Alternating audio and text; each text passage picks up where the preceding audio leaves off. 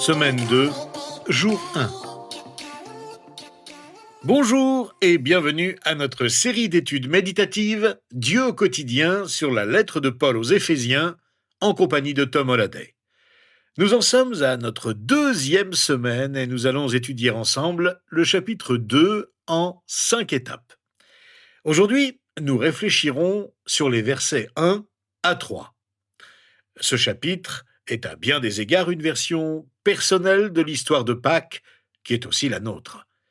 En parcourant ce chapitre tout au long de la semaine, nous allons apprendre beaucoup de choses. Nous allons découvrir des paroles qui peuvent détruire nos vies pour l'éternité, à moins de reconnaître la puissance de Dieu. Et nous allons découvrir deux paroles qui changent nos vies pour l'éternité lorsque nous avons confiance en ce que Dieu seul peut faire. Nous allons aussi comprendre pourquoi nous faisons parfois de mauvaises choses dans la vie. Nous allons également considérer des moyens concrets pour que nous puissions commencer à nous voir à travers le prisme de la foi. Cette semaine, nous verrons la place des œuvres bonnes dans la vie d'un croyant. Nous réfléchirons sur ce que Dieu construit en nous et comment il le construit. Nous parlerons enfin de l'unité qu'il souhaite instaurer dans nos vies. Ce chapitre de notre livre commence par un verset qui évoque l'histoire de notre vie personnelle, de notre histoire spirituelle. C'est un début authentique, honnête, mais peu agréable et peu reluisant. L'apôtre Paul déclare au verset 1 « Quant à vous, vous étiez morts à cause de vos fautes et de vos péchés. » La Bible dit ici que sans Christ, nous sommes morts. Nous sommes morts spirituellement. Et pour beaucoup d'entre nous, c'est difficile à croire et à accepter. Sans Christ dans nos vies, notre vie sur terre est déconnectée de Dieu. Et deux mots sont utilisés ici pour décrire cet état de mort spirituelle, de déconnexion. Nos fautes, c'est-à-dire nos transgressions, et nos péchés. Bien que les chrétiens soient aujourd'hui vivants, ils ne doivent jamais oublier d'où ils viennent. Ils étaient morts dans leurs fautes, leurs transgressions et leurs péchés. L'expression faute et péché, ou transgression et péché, utilise deux termes grecs couramment employés pour désigner le mal. Elle englobe aussi bien les péchés volontaires et conscients que les erreurs et les fautes. L'idée sous-jacente au mot transgression est que nous avons franchi une limite, défiant les frontières de Dieu. L'idée sous-jacente au mot péché est que nous avons manqué à la perfection, aux idéaux divins.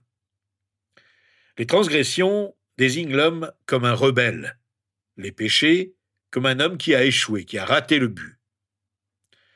Devant Dieu, nous sommes rebelles et avons succombé à nos manquements. Il existe de nombreuses formes de vie, la vie végétale, la vie animale, la vie mentale, la vie morale et la vie spirituelle. Un être peut être vivant dans un sens et mort dans un autre.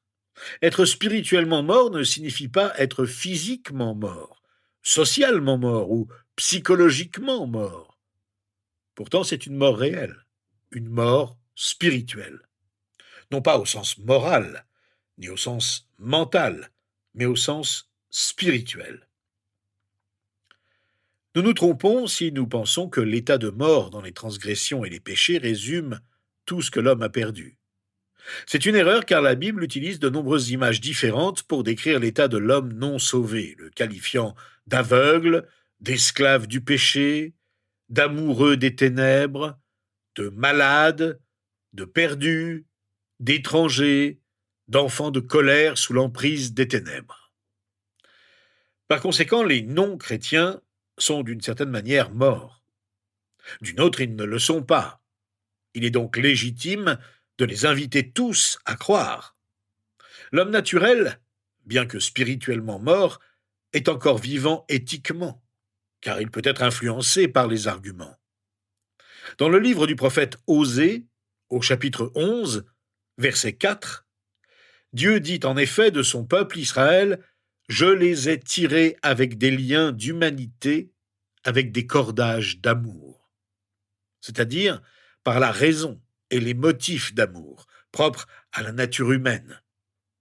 Ainsi, l'Esprit Saint et la parole de Dieu agissent encore sur nous, en tant qu'hommes, par des motifs rationnels, nous présentant la vie et le bien, la mort et le mal. Dieu nous a créés pour que nous soyons connectés à lui. Or, nous ne le sommes pas. Ainsi, quelles que soient les bonnes choses, les choses passionnantes que nous puissions faire et vivre dans la vie, nous passons à côté de la principale raison pour laquelle Dieu nous a créés. Voilà ce qu'est la mort spirituelle. La mort spirituelle dans ce monde, la séparation d'avec Dieu pour l'éternité, nous attend si nous ne prenons pas conscience de notre situation. Les versets 2 et 3 de notre chapitre nous en disent plus sur cette mort spirituelle. Paul parle des fautes et des péchés que les Éphésiens pratiquaient, autrefois, conformément à la façon de vivre de ce monde, conformément au prince de la puissance de l'air, de l'esprit qui est actuellement à l'œuvre parmi les hommes rebelles. Nous tous aussi, nous étions de leur nombre. Notre conduite était dictée par les désirs de notre nature propre, puisque nous accomplissions les volontés de la nature humaine et de nos pensées, et nous étions par notre condition même destinés à la colère, tout comme les autres. Paul évoque la vie pécheresse de ses lecteurs au passé. Ils ne sont plus dans cette situation. Ils ont été transformés.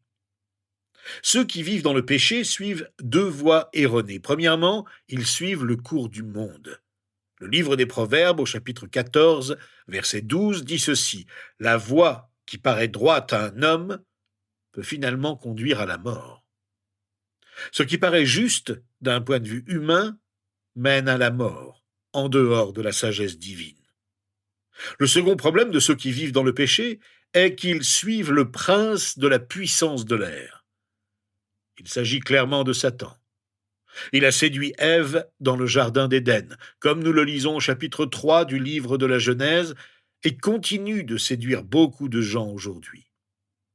Paul fait spécifiquement référence à l'influence de Satan sur la vie des hommes rebelles, ceux qui vivent dans la désobéissance, par opposition aux enfants de Dieu. Satan est un esprit, non un être humain, qui agit dans la vie de ceux qui désobéissent à Dieu. Le titre unique que Paul donne à Satan évoque son autorité, celle d'un prince, et son domaine, celui de l'air, une façon de désigner son environnement. Le domaine de l'air, en réalité, est une autre manière d'indiquer le royaume céleste, qui est la demeure des principautés et des puissances, ces dominateurs des ténèbres et forces spirituelles du mal contre lesquels le peuple de Christ lutte. Nous verrons que Paul en parle à la fin de sa lettre.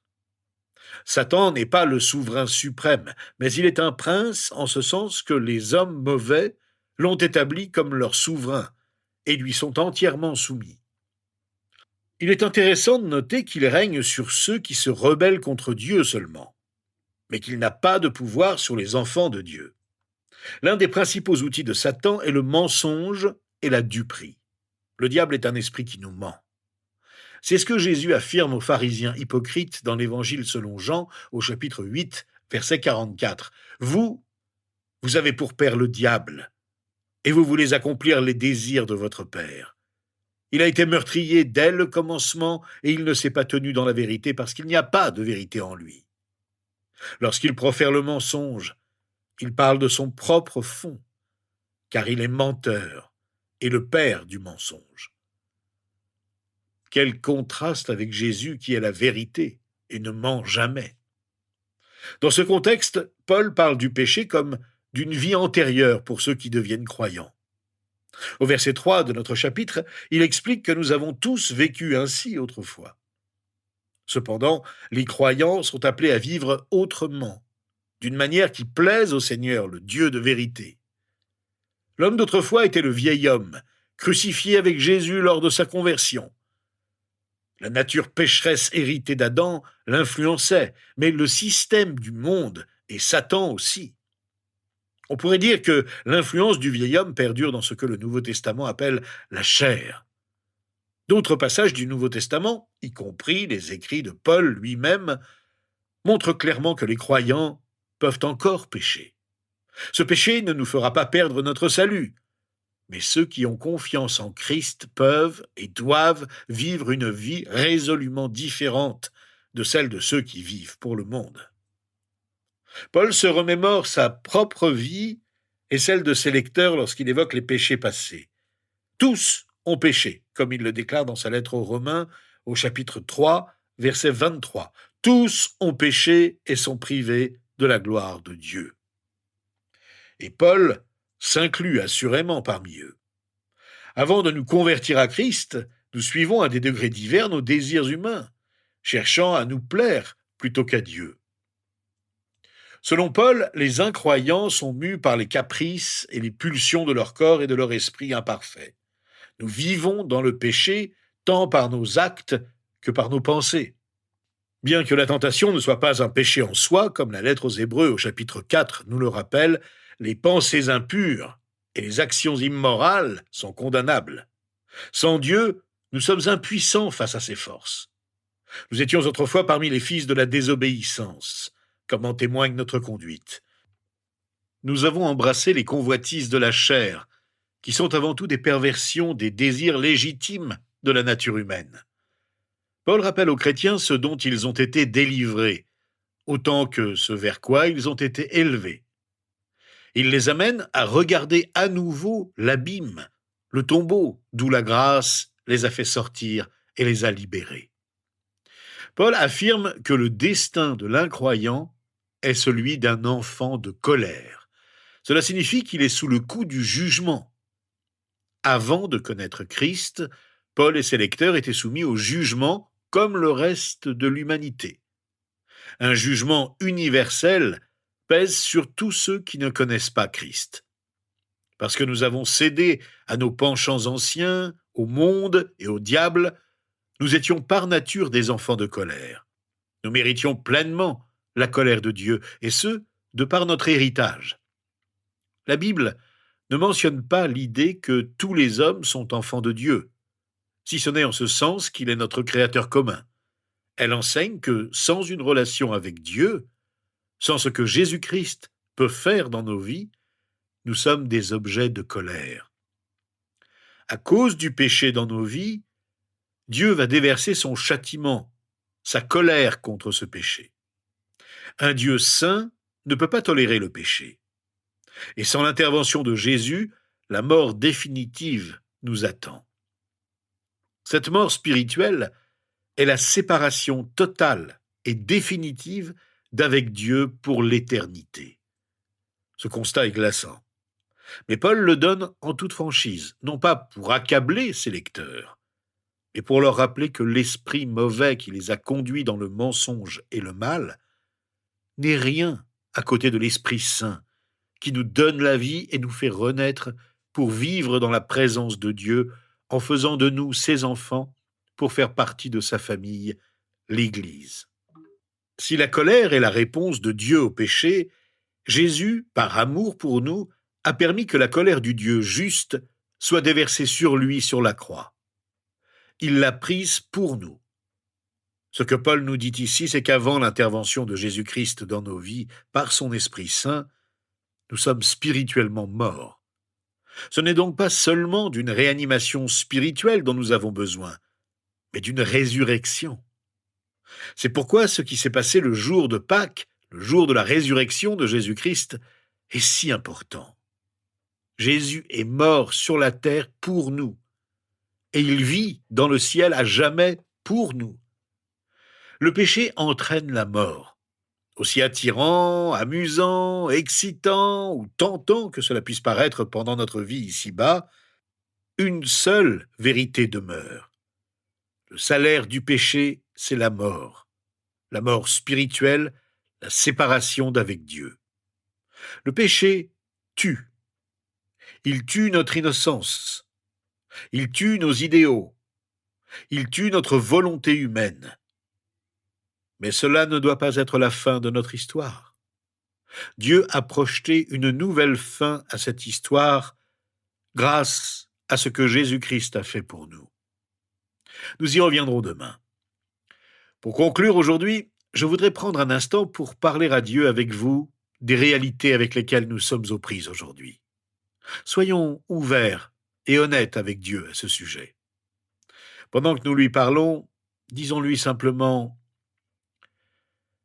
Notre Père du ciel, nous te remercions de tout notre cœur pour tout ce que Jésus-Christ a accompli pour que nous puissions venir à toi, remplis de confiance, en sachant que tu nous entends et que tu nous écoutes. C'est grâce à lui que nous ne sommes plus morts spirituellement. Le diable continue de nous tenter et veut nous détourner de toi par des mensonges. Il cherche toujours à nous séduire, surtout pendant les épreuves que nous vivons tous et qui sont souvent difficiles à surmonter. Pardonne-nous lorsque nous cédons et péchons. Nous nous souvenons des temps où nous vivions loin de toi. Ces temps ont duré parfois de longues années. Nous vivions dans l'égoïsme. Nous ne pensions pas à toi. Et nous nous préoccupions que de nos propres désirs. Nous en rougissons encore, comme l'apôtre Paul en a rougi, lui qui a persécuté les premiers chrétiens. En le faisant, c'est Jésus-Christ qu'il persécutait, comme il a dû l'avouer. Mais tu ne l'as pas rejeté. Tu l'as appelé pour qu'il te serve. Alors Seigneur, c'est rempli de confiance que nous venons à toi aujourd'hui. Conduis-nous dans la vérité par ta parole, qui est la vérité. Permets que nous laissions ton esprit ouvrir notre esprit, pour que nous soyons instruits et te suivions, toi qui veux que nous vivions en communion avec toi. Nous voulons nous consacrer entièrement à toi, être saints comme tu es saint. Merci de nous avoir redonné la vie en toi. Accepte notre louange et notre prière au nom de Jésus. Amen.